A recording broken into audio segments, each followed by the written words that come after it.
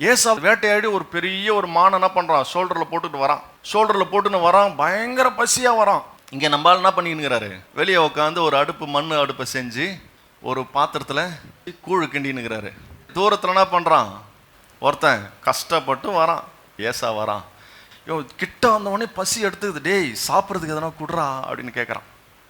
உனக்கு சாப்பிட்றதுக்கு வேணுமா, நான் சொல்கிறத நீ கேட்பியா?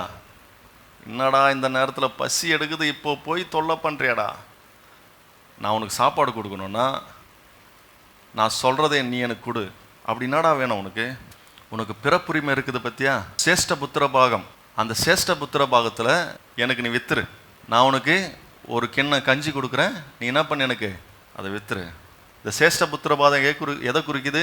இது கர்த்தருடைய கணத்தை குறிக்குது. இந்த சேஷ்ட புத்திர பாகம் அது தேவன் கொடுத்த ஆசீர்வாதம், அது தேவனால உண்டானது எனக்கு அப்படின்னு அவன் யோசிச்சிருக்கணும். யாரு? ஏசா யோசிச்சிருக்கணும். இவன் கேட்ட உடனே சேஷ்ட புத்திரமாவது ஏதாவது இதான் எடுத்துக்கோ, எனக்கு கஞ்ச கொடுறான் முதலான்னு கேட்குறான். கர்த்தருடைய காரியத்தை அவன் கனப்படுத்தி இருக்கணும்.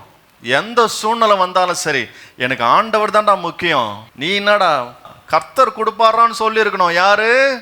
ஏன் ஆண்டவர் ஏசாவை வெறுத்து யாக்கோபன் அவன் நேசித்தார்னா, ஏசா ஆண்டவருடைய உதவி எனக்கு தேவையில்லை, எனக்கு கையில தெம்பு இருக்கு, உழைக்க மனசுல தெம்பு இருக்கு, இந்த சேஷ்ட புத்திர பாகம் என்ன ஆசீர்வாதமா வைக்கல, நான் உழைக்கிற உழைப்பதான் என்ன நிக்க வச்சிருக்குது. ஏசா despised the birthright. அவன் சேஷ்ட புத்திர பாகத்தை அலட்சியம் செய்தான்.